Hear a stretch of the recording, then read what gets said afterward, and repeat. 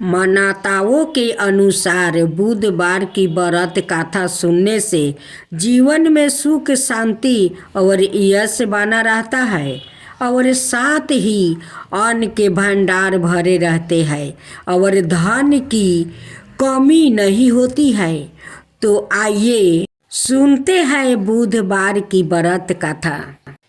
प्राचीन काल की बात है। एक बार एक मधुसूदन नाम का धनी व्यापारी था जो अपनी पत्नी को लेने के लिए ससुराल चला गया। वहाँ वो कुछ दिन रहकर और फिर अपने सास ससुर से वो विदा कराने को कहा, किंतु वहाँ सब बोले कि आज तो बुधवार का दिन है, आज के दिन यात्रा नहीं करनी चाहिए। वो व्याकुत नहीं माना और बुधवार के दिन ही पत्नी को विदा करा कर अपने नगर की ओर चल पड़ा। रास्ते में उसकी पत्नी को प्यास लग गई तो वह बोली, मुझे प्यास लगी है। मधुसूदन लोटा लेकर रथ से उतरकर पानी लेने चला गया। जैसे ही वह पानी लेकर अपनी पत्नी के पास लौटा तो वह यह देखकर आश्चर्यचकित रह गया कि उसके ही जैसी सूरत और भेष भूषा वाला एक व्याकुत उसकी पत्नी के साथ रथ में बैठा हुआ है। वह क्रोधित हुआ और उसने क्रोध से कहा, तू कौन है जो मेरी पत्नी के निकट बैठा हुआ है? दूसरा व्याकुत बोला, यह मेरी पत्नी है, इसे मैं अभी अभी ससुराल से विदा कराकर ले जा रहा हूँ।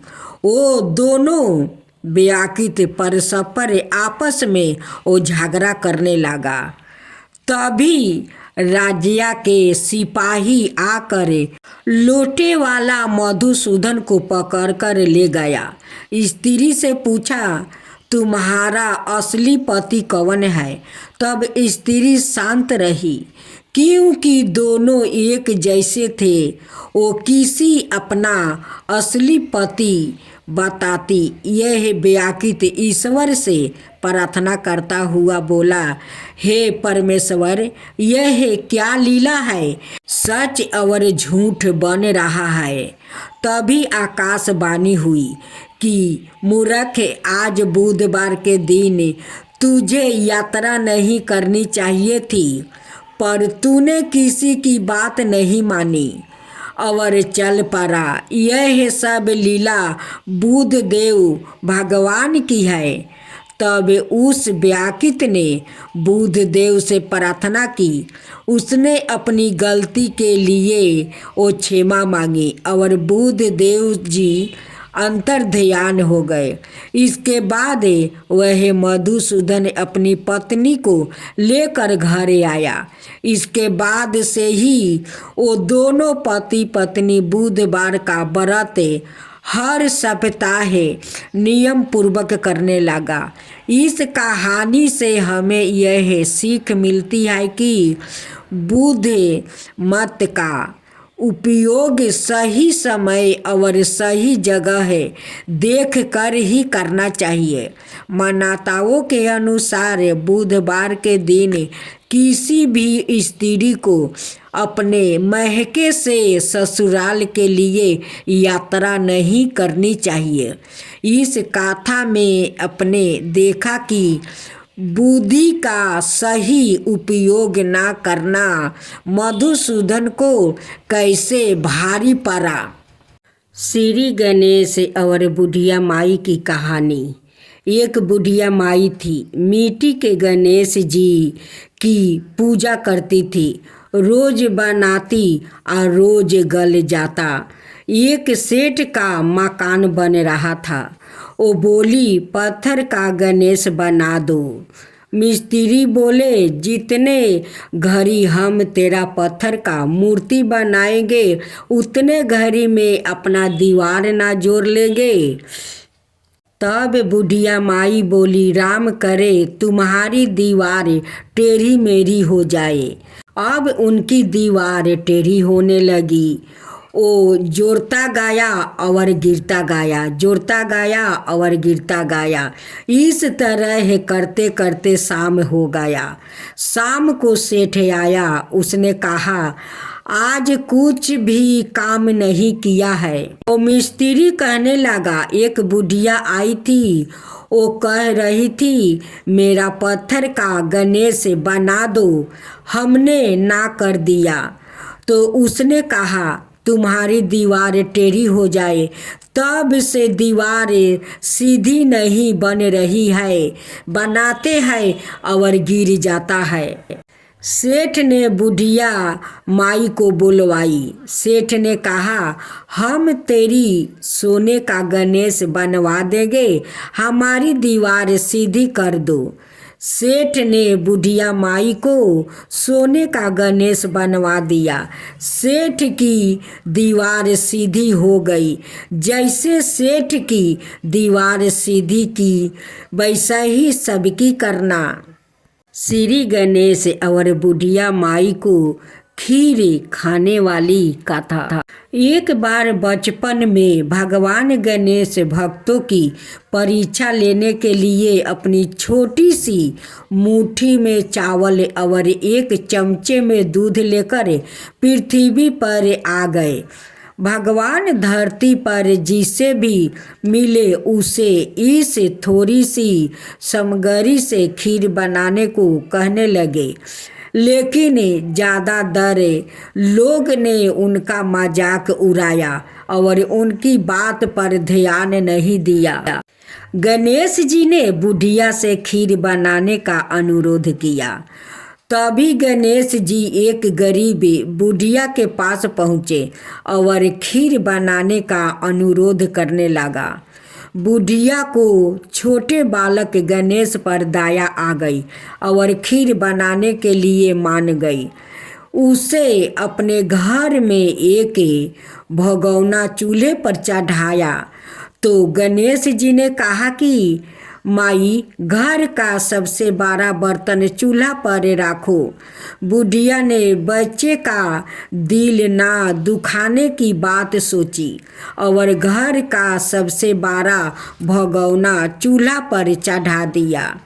फिर बुढ़िया ने गणेश जी के हाथों में सामग्री लेकर उस भगोने में डाल दिया ताकि गणेश जी का बुरा ना लगे और वह घर के अंदर चली गई ताकि बहुत सा दूध और चावल ला सके। लेकिन तभी भगवान गणपति की माया से चमत्कार हुआ और पूरा भगोना खीर से भर गया। जब तक बुढ़िया बाहर लौटी, गणेश जी वहाँ से जा चुके थे।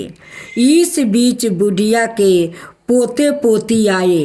उन्हें भूख लगने लगी। बुढ़िया ने उन्हें भोग लगाने से पहले खीर खिला दिया, फिर पड़ोसिन को भी दे दिया। उसके बेटे बहू ने भी खीर खा लिया। इसके बाद जब बुढ़िया को भूख लगी तो वो भी खीर खाने लगी, लेकिन खाने के पहले उसने भगवान को पुकारा और बोली, आ जा रे गणेशा, खीर खा ले। तभी गणेश जी वहाँ पहुँच गए और बोले, जब आपके पोते पोती खाया तब भी पेट भर गया, पड़ोसिन और खाई फिर भी पेट भर गया, बहू ने खीर खाई फिर भी पेट भर गया, अब तुम खाई तो मेरा पूरा पेट भर गया। गणेश जी के दर्शन पाकर बुढ़िया धन्य हो गई और पापा की इच्छा अनुसार उसने बची हुई खीर सारे नगर में बांट दिया। बुढ़िया द्वारा खीर बांटने की खबर राजा तक पहुंच गई। राजा ने बुढ़िया को दरबार में बुलाया। बुढ़िया ने सब सच सच बात बता दिया। राजा ने सच्चाई जानने के बाद बुढ़िया का खीर का वो बर्तन अपने महल में मंगवा लिया। लेकिन राजा के महल में जैसे ही बर्तन खोला गया तो उसमें कीड़ा मकोड़ा ओ जहरीले जानवरों तैरते नजर आ रहे थे। राजा ने बर्तन वापस बुढ़िया को दे दिया। बुढ़िया के घर सारे भगौने आ गया। फिर स्वादिष्ट खीर से वो भर गया। फिर बुढ़िया ने फिर गणेश जी से पूछा कि बची हुई खीर का क्या करे, तो गणेश जी ने कहा कि उसे झोपड़ी के कोने में गाड़ दो। बुढ़िया ने रात में खीर कोने में वो गाढ़ा करने के बाद गाड़ दिया, लेकिन भगवान की माया से सुबह एक एक चावल का दाना हीरे जवाहरात में बदल गया। और इस तरह भगवान गणेश ने अपने भक्तों के कष्टों का वो निवारण किया। यह कहानी कितनी सत्य है और कितनी काल्पनिक है। रावण का प्रहार कहानी। श्रीलंका में एक प्रसिद्ध शिव तीर्थ है। यह कथा वहाँ के पौराणिक इतिहास में बताई जाती है। लंकाधिपति रावण एक महान शिव भक्त था। भगवान शिव की कृपा से उसने तीनों लोकों पर वो विजय पा लिया था। वह एक संगीत विशारद भी था। उसकी माता के कसी चावल के आटे का वो शिवलिंग बनाकर उसकी पूजा किया करती थी। पूजा समाप्त होने के पश्चात वह उस शिवलिंग को नदी में बहवा देती थी। रावण ने उसे ऐसा करते हुए देखा। माता, आप व्यर्थ में इतना परिश्रम क्यों करती है? मैं कैलाश जाकर आपके लिए सवाए शिव जी से एक शिवलिंग मांगकर ले आती हूँ। मुझे आशीर्वाद दीजिए। भगवान शिव अवश्य तुम पर कृपा करेंगे। जाओ और सफल होकर लौटो। रावण ने कैलाश पर्वत पर भगवान शिव को प्रसन्न करने के लिए घोर तप किया। उस पर प्रसन्न होकर शिव जी ने उसे एक शिवलिंग प्रदान किया। रावण, यह शिवलिंग अत्यंत शक्तिशाली है। तुम वापस लौटते समय इसे धरती पर मत रखना। यदि तुम इसे एक बार धरती पर रख देगा तो दोबारा इसे उठा नहीं पाएगा। मैं इस बात का ध्यान रखूंगा प्रभु। देवताओं ने जान लिया कि रावण एक शक्तिशाली शिवलिंग लेकर जा रहा है। वो भयभीत होकर वो विनायक के पास पहुंच गया। भगवान आदि रावण इस शिवलिंग को लंका में स्थापित कर देगा तो वह अजय हो जाएगा। आप कृपा करें, ऐसा ना होने दे। डरो मत, मैं ऐसा नहीं होने दूंगा। जब रावण उस शिवलिंग को हाथ में लिया लंका लौट रहा था, विनायक रास्ते में उसे एक ब्राह्मण के रूप में वो मिले। उन्होंने अपनी माया से रावण के पेट में वो गड़बड़ी मचा दिया। हे ब्राह्मण देवता, आप बड़े ही उचित समय पर पधारे हैं। आप कृपया इस शिवलिंग को अपने हाथ में रखिए। मैं शौच क्रिया से निवृत्त होकर इसे ले लूँगा, पर ध्यान रहे इसे धरती पर मत रखिएगा। अच्छी बात है, पर देर मत करना। देर होने पर मैं तुम्हें 3 बार पुकारूंगा। यदि तुम इस पर भी नहीं लौटे तो मैं शिवलिंग को यही रख कर चला जाऊंगा। रावण को लौटने में देर हो गया। ब्राह्मण के रूप में विनायक ने उसे 3 बार पुकारा। रावण, मेरे 3 बार पुकारने पर भी तुम नहीं लौटे, इसलिए मैं शिवलिंग को यही राख कर जा रहा हूँ। यह कहकर विनायक अदृश्य हो गया। रावण ने लौट कर देखा कि शिवलिंग धरती पर रखा हुआ है। उसने उसे उठाने का बहुत प्रयास किया, पर शिवलिंग टस से मस नहीं हुआ। जब रावण ने उसे जोर से खींचा तो वह शिवलिंग एक गाय के कान की तरह लंबा हो गया। इसी से उस स्थान का नाम गोकर्ण पड़ गया। हाय, यह क्या हो गया? अब मैं अपनी माँ को क्या जवाब दूंगा? प्रभु, आप मेरी कैसी परीक्षा ले रहे हैं? रावण को दुखी देखकर भगवान विष्णु उसके सामने प्रकट हो गए। भगवान विष्णु के आदेश अनुसार रावण तिरुकुटर मलाई जाकर घोर तप करने लगा, पर उसे भगवान शिव के दर्शन नहीं हुआ। मैंने अपनी माता को वचन दिया है कि मैं उनके लिए शिवलिंग लेकर आऊँगा। मुझे इस पहाड़ को जिस पर यह शिवलिंग है जड़ से उखाड़ना पड़ेगा और कोई चारा नहीं है। उसी समय महर्षि नारद वहाँ आ गए। रावण ने भगवान शिव को सामवेद अति प्रिय है। यदि तुम उन्हें सामवेद का गान करके प्रसन्न करो तो अवश्य वो तुम्हारा भार हर लेंगे। आहो, मैं इस पहाड़ के वजन से दबता जा रहा हूँ।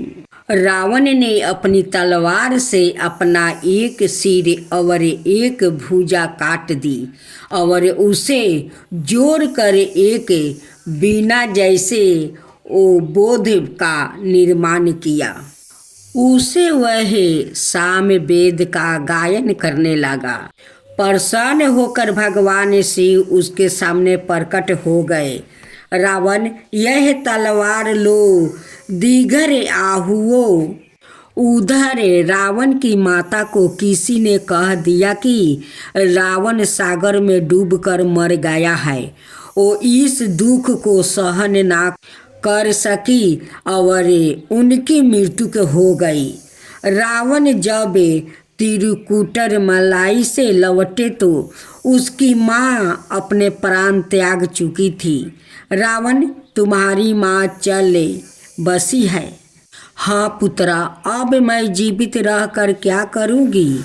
यह समाचार सुन रावण तिरुकुटर मलाई से वो निकट कतरिया नाम का स्थान पर गया। वहाँ पर अपनी माता का अंतिम संस्कार करने के लिए उसने अपनी तलवार के प्रहार से 7 खंड बनाया।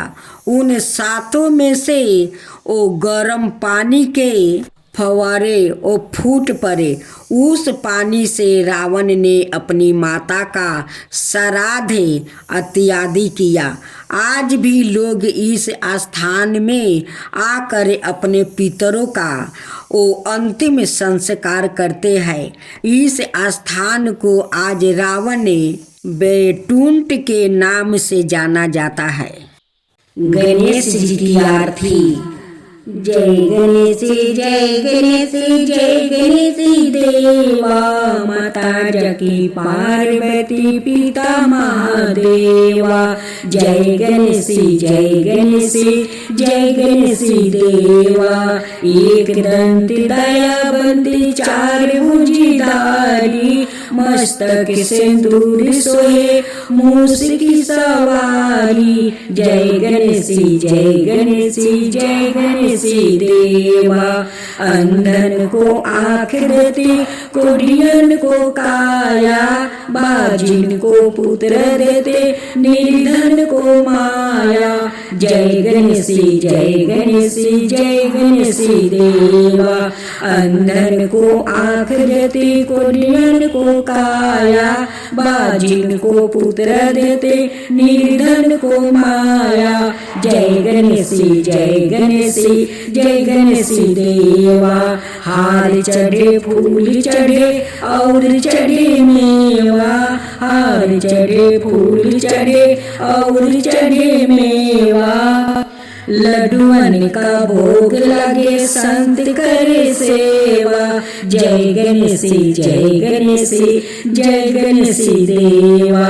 दीनन की लाज रखो, शुभ सुति बारी, दीनन की लाज रखो, शुभ सुति बारी। कामना को पूरा करो, जग बलिहारी। जय गणेशी जय गणेशी जय गणेशी देवा।